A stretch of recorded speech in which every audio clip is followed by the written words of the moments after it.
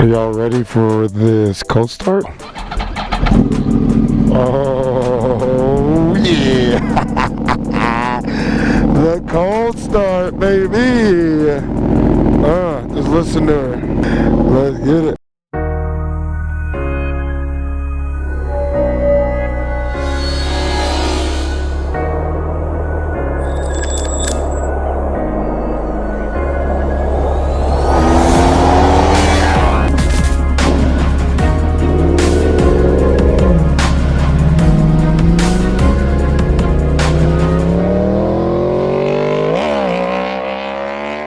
Well, so here she is, the old motor for Storm.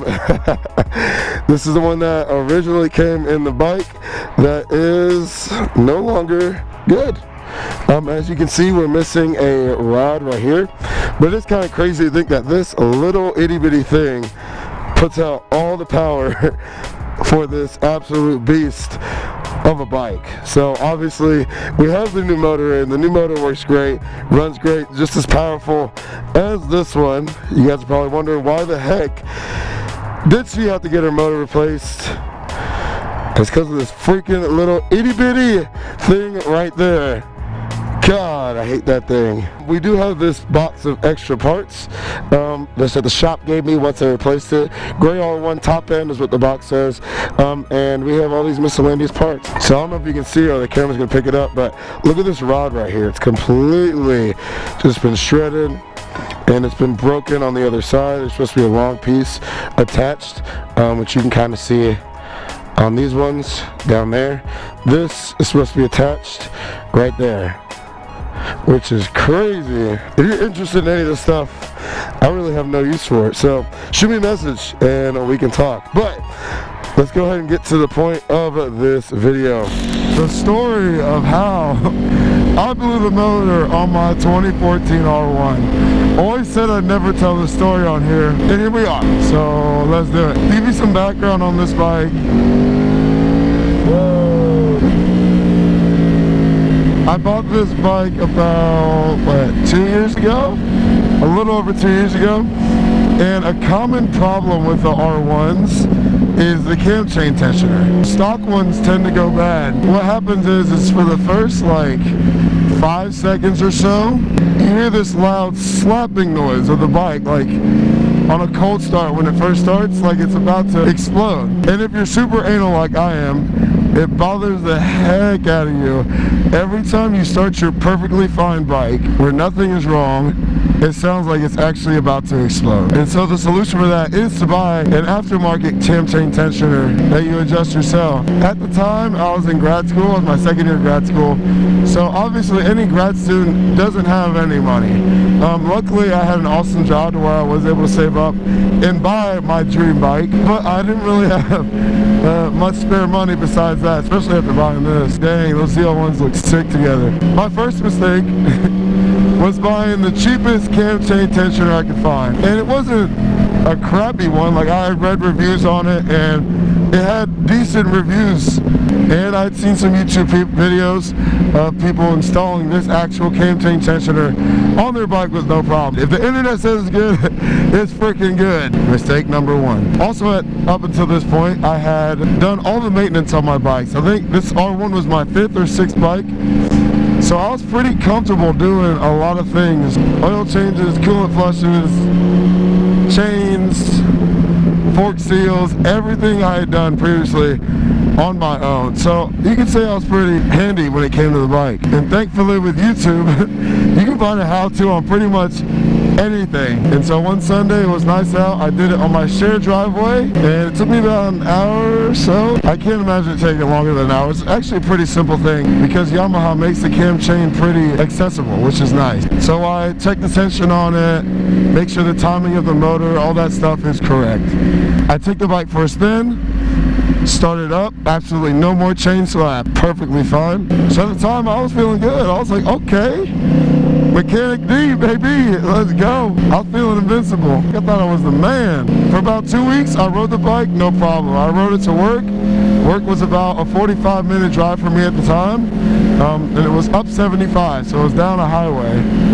while I was cruising at 70, 80 plus miles per hour, no problem. Bike never gave me any hiccups or showed any signs of not wanting to work correctly. So fast forward 3 weeks later, it's my birthday. I get some free time in the afternoon. Of course, I want to take my dream bike out for a ride. Summer day, I'm a June baby. Shout out to the June babies out there, best month of the year. Every 6 months you getting gifts, baby. Perfect. So take the bike out, get on some back road. I'm actually cruising. Like, I'm not doing any aggressive riding. I'm just out for a nice cruise, enjoying the weather and just enjoying being another year older than I was last year. And all of a sudden I hear tick, tick, tick, tick, tick, tick, tick, tick, tick, tick, tick, tick, tick, tick, boom. And the bike literally just shuts off. And at that point, I kind of knew. I was like, I kind of cruise in neutral until I can find an exit road to pull off in. I'll throw the picture up here of my bike on the tow truck on my birthday. I'll never forget that. It's an awful gift. And I remember looking at that cam chain tensioner right before the tow truck guy got on there, and I could see that the locking nut had backed itself off somehow, because I remember tightening it. I'm not new to working on things, so me tightening a bolt, I know I tightened that bolt. I remember tightening the bolt. I don't know how it backed off, or someone backed it off, or if it was a mechanical failure, but somehow that thing backed itself off, which threw off the timing of the bike, which caused it to throw a rod. Yo, it is so quiet and peaceful out here. That's one thing I do love about riding, is that you kind of just get lost. I have no idea where I'm at, but it is literally so quiet. I feel like when you live in the city, you forget what this is like. Like, this is peaceful. Like, you can't hear anything besides just birds chirping. Alright, well, let's get back to disturbing the peace. Also, my mirror fell off, so that's cool. I just looked down, it was wobbling. I grabbed it right before it literally came off. Woo!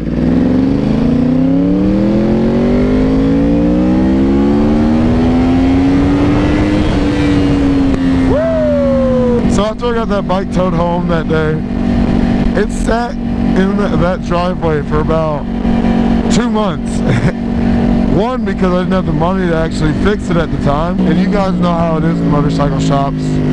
Always backed up. You always got to wait a little bit, which is fine. I get it. It's part of the game. So after waiting for about 2 or 3 weeks before they could actually look at my bike, it took them about 2 months, maybe about a month and a half or so, to get me back to me with a diagnosis that I had bent a rod.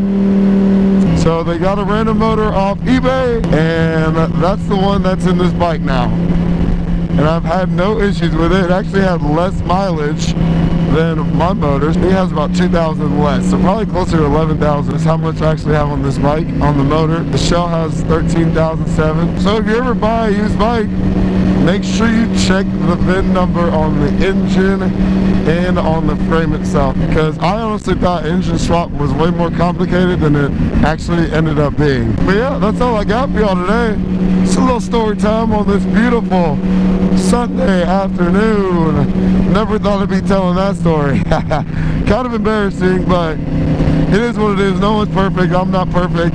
I don't know if it was my fault or if it was the cam chain tensioner's fault or what went wrong, but for sure I will never, ever, ever be buying that brand, because when they took it off the shop and they saw what brand it was like, they were like, we are not buying another one of these.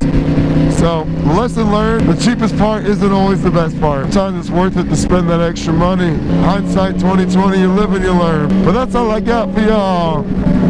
FastLaneD is checking out. I'll catch y'all on the next one. Peace!